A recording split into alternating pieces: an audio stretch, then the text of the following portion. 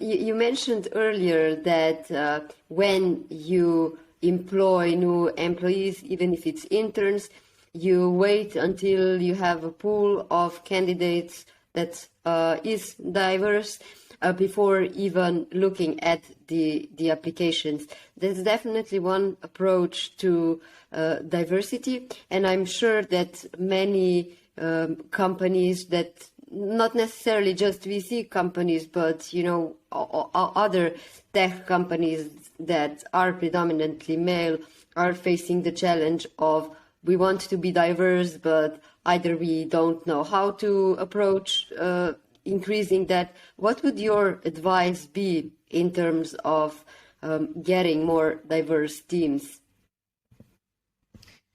So personally, I don't like the argument of we can't find female candidates. That's my personal take on it. Going back to the research that we have done, so the research had two different aspects.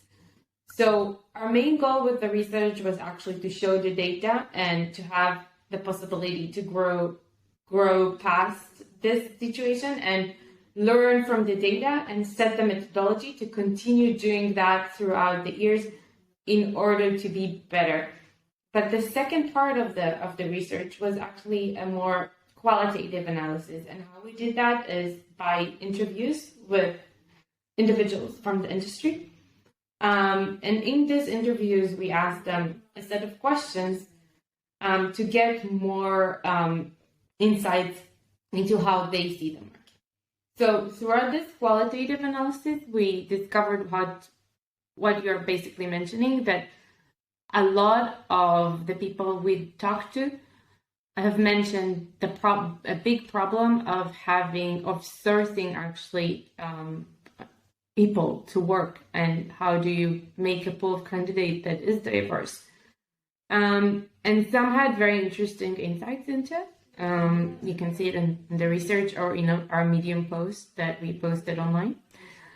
But I think if you ask me to my personal perspective on it, I think that it has to be active.